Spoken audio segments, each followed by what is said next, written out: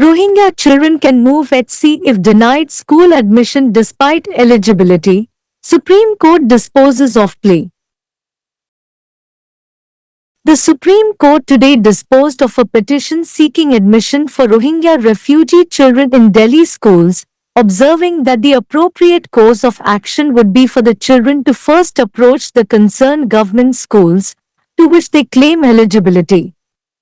If they are then denied admission, despite being eligible, the children would be at liberty to approach the Delhi High Court, the court said.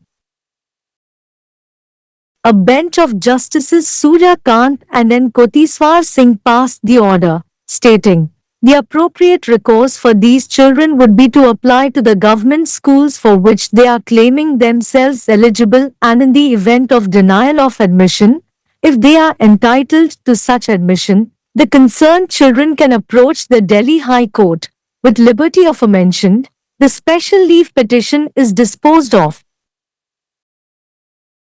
It may be recalled that in January this year, the court called on the petitioner NGO to file an affidavit stating whether the Rohingya refugees were confined in makeshift camps or living in regular residential colonies. Subsequently, an affidavit was filed which gave particulars of 18 children, stated to be eligible for admission to schools, and averred that some children's siblings were already studying in government schools in Delhi. In view of this affidavit, the court passed its order today. During the hearing, Justice Kant noted that there was no circular before the court to the effect that the admission for Rohingya refugee children in Delhi schools was banned. There is nothing. Somebody will have to apply to the school. Go and apply. Show that you are a resident of that area. Based on that, law will take its own course, the judge said. Background. Petitioner Social Justice Civil Rights Group filed a PIL before the Delhi High Court seeking directions to the Delhi government and the Municipal Corporation of Delhi to grant admission to all Myanmar Rohingya refugee children in schools near their residence. It was claimed that the Delhi government and the MCD were not granting admissions to these children in their schools for want of Aadhaar cards. While noting that Rohingyas are foreigners who have not been officially or legally granted entry into India, the High Court disposed of the PIL asking the petitioner to approach the Union Ministry of Home Affairs with a representation which shall be decided expeditiously. It was orally observed that the matter involved international issues having ramifications on security and citizenship and was a policy decision required to be taken by the government. Let the government take a call on this. We can't. They will come in the mainstream.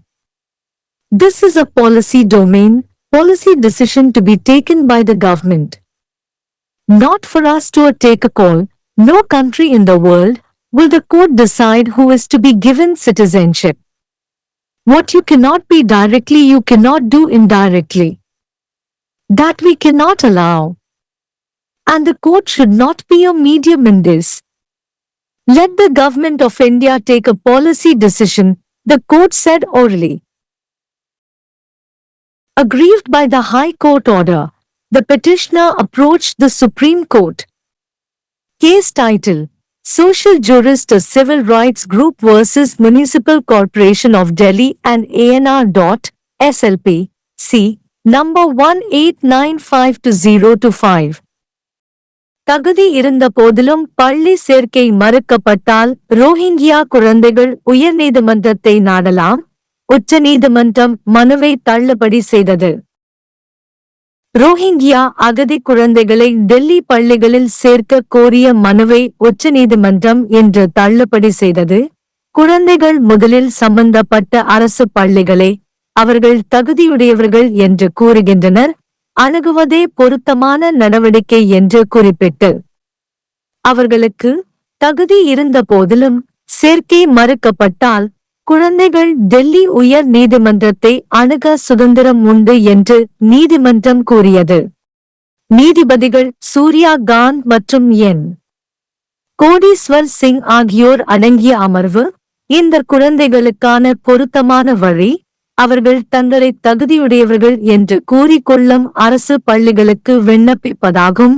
மேலும் சேர்க்கை மறுக்கப்பட்டால், அத்தகைய சேர்க்கைக்கு அவர்கள் உரிமை பெற்றிருந்தால், சம்பந்தப்பட்ட குழந்தைகள் டெல்லி உயர் நீதிமன்றத்தை அணுகலாம். மேற்கூறிய சுதந்திரத்துடன் சிறப்பு விடுப்பு மனு தள்ளுபடி செய்யப்படுகிறது என்று கூறி மனுதாரர் நீதிமன்றம் இந்த ஆண்டு ஜனவரியில் அழைத்ததை நினைவு கூறலாம்.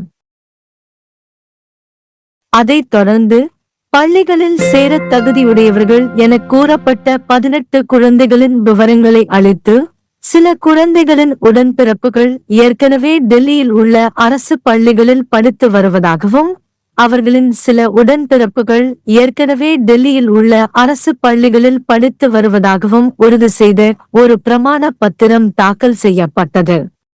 இந்த பிரமாண பத்திரத்தை கருத்தில் கொண்டு நீதிமன்றம் இன்று தனது உத்தரவை பிறப்பித்தது.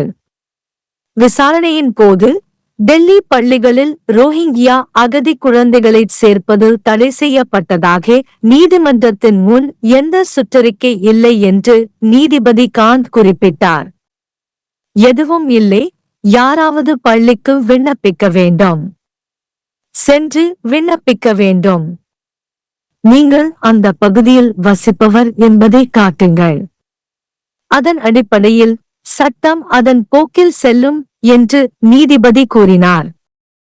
பின்னணி: மனுதாரர் சமூக நீதிபதிவர் சிவில் உரிமைகள் குழு, டெல்லி அரசு மற்றும் டெல்லி மாநகராட்சிக்கு அவர்களின் குடியிருப்புக்கு அருகிலுள்ள பள்ளிகளில் அனைத்து மியான்மர் ரோஹிங்கியா அகதி குழந்தைகளுக்கும் சேர்க்கை வழங்க உத்தரவிடக் கோரி டெல்லி உயர் நீதிமன்றத்தில் ஒரு பொதுநல மனுவை தாக்கல் செய்தது. ஆதார் அட்டைகள் இல்லாததால் இந்த குழந்தைகளுக்கு டெல்லி அரசும் மாநகராட்சியும் தங்கள் பள்ளிகளில் சேர்க்கை வழங்கவில்லை என்று கூறப்பட்டது. ரோஹிங்கியாக்கள் இந்தியாவிற்குள் அதிகாரப்பூர்வமாகவோ அல்லது சட்டப்பூர்வமாகவோ நுழைய அனுமதிக்கப்படாத வெளிநாட்டினர் என்பதை குறிப்பிட்ட உயர்நீதிமன்றம், மனுதாரர் மத்திய உள்துறை அமைச்சகத்தை ஒரு பிரதிநிதித்துவத்துடன் அணுக வேண்டும் என்று கேட்டு தாக்கல் செய்யப்பட்ட பொதுநல வழக்கை தள்ளுபடி செய்தது. இது விரைவில் முடிவு செய்யப்படும். இந்த விவகாரம் பாதுகாப்பு மற்றும் குடியுரிமையில் விளைவுகளை கொண்ட சர்வதேச பிரச்சினைகள் மற்றும் அரசாங்கத்தால் எடுக்கப்பட வேண்டிய கொள்கை முடிவு என்று வாய்மொழியாக காணப்பட்டது. இது குறித்து அரசாங்கம் முடிவெடுக்கட்டும், நம்மால் முடியாது. அவர்கள் முக்கிய நீரோட்டத்திற்கு வருவார்கள். இது ஒரு கொள்கை களம், அரசாங்கத்தால் எடுக்கப்பட வேண்டிய கொள்கை முடிவு. நாம் முடிவெடுக்க கூடாது. உலகில் எந்த நாடும் யாருக்கு குடியுரிமை வழங்க வேண்டும் என்பதை நீதிமன்றம் முடிவு செய்யாது. நீங்கள் நேரடியாக இருக்க முடியாததை மறைமுகமாக செய்ய முடியாது. அதை நாங்கள் அனுமதிக்க முடியாது. மேலும் நீதிமன்றம் இதில் ஒரு ஊடகமாக இருக்கக்கூடாது. இந்திய அரசாங்கம் கொள்கை முடிவை எடுக்கட்டும் என்று நீதிமன்றம் வாய்மொழியாக கூறியது. உயர் நீதிமன்ற உத்தரவால் வருத்தமடைந்த மனுதாரர் உச்ச நீதிமன்றத்தை அணுகினார். வழக்கு தலைப்பு: சமூக நீதிபதி ஒரு சிவில் உரிமைகள் குழு எதிர் டெல்லி நகராட்சி நிறுவனம் மற்றும் ஏஎன்ஆர்யூ ஏஎஸ்எல்பி சி எண் 1895 இன் கீழ் 2025। पात्रता के बावजूद स्कूल में प्रवेश से वंचित होने पर रोहिंग्या बच्चे हाई कोर्ट जा सकते हैं। सुप्रीम कोर्ट ने याचिका का निपटारा किया। सुप्रीम कोर्ट ने आज रोहिंग्या शरणार्थी बच्चों को दिल्ली के स्कूलों में प्रवेश देने की मांग करने वाली याचिका का निपटारा करते हुए कहा कि उचित कदम यह होगा कि बच्चे पहले संबंधित सरकारी स्कूलों, जिनके लिए वे पात्रता का दावा करते हैं, से संपर्क करें। अगर उन्हें पात्र होने के बावजूद प्रवेश से वंचित किया जाता है तो बच्चे दिल्ली उच्च न्यायालय जाने के लिए स्वतंत्र होंगे, कोर्ट ने कहा। जस्टिस सूर्यकांत और एन कोटेश्वर सिंह की पीठ ने आदेश पारित करते हुए कहा, इन बच्चों के लिए उचित उपाय यह होगा कि वे उन सरकारी स्कूलों में आवेदन करें जिनके लिए वे खुद को पात्र बता रहे हैं और प्रवेश से वंचित किए जाने की स्थिति में अगर वे ऐसे प्रवेश के हकदार हैं तो संबंधित बच्चे दिल्ली उच्च न्यायालय जा सकते हैं। उक्त स्वतंत्रता के साथ विशेष अनुमति याचिका का निपटारा किया जाता है। याद रहे कि इस साल जनवरी में कोर्ट ने याचिकाकर्ता एनजीओ से हल्फनामा दाखिल करने को कहा था जिसमें यह बताया गया हो कि रोहिंग्या शरणार्थी अस्थायी शिविरों में रह रहे हैं या सामान्य आवासीय कॉलोनियों में रह रहे हैं।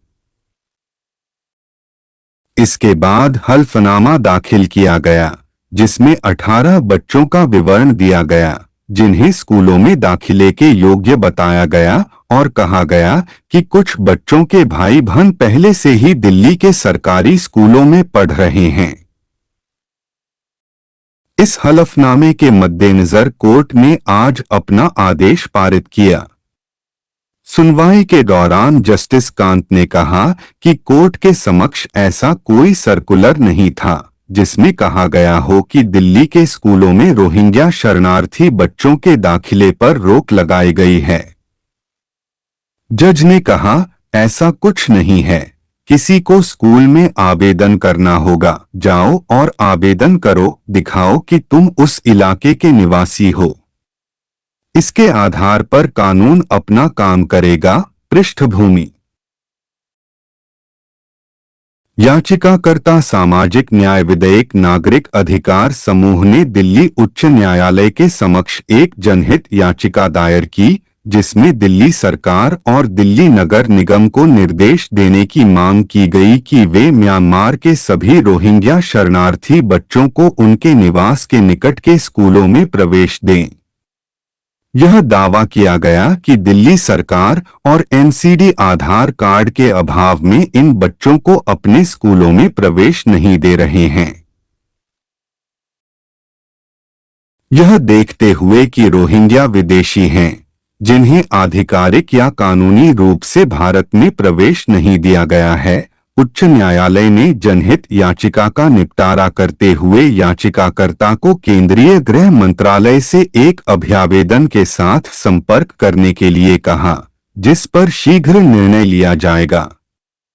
मौखिक रूप से यह देखा गया कि यह मामला सुरक्षा और नागरिकता पर प्रभाव वाले अंतर्राष्ट्रीय मुद्दों से जुड़ा है और यह एक नीतिगत निर्णय है जिसे सरकार द्वारा लिया जाना आवश्यक है।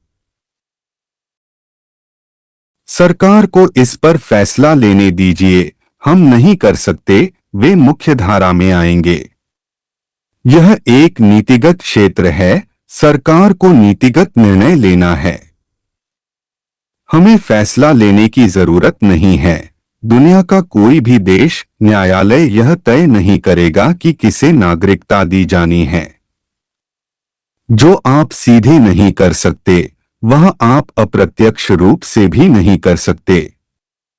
हम इसकी अनुमति नहीं दे सकते और न्यायालय को इसमें माध्यम नहीं बनना चाहिए। भारत सरकार को नीतिगत निर्णय लेने दीजिए, न्यायालय ने मौखिक रूप से कहा। हाई कोर्ट के आदेश से व्यथित होकर याचिकाकर्ता ने सुप्रीम कोर्ट का दरवाजा खटखटाया। केस का शीर्षक social jurist a civil rights group बनाम दिल्ली नगर निगम और अन्य SLPC संख्या 1895/2025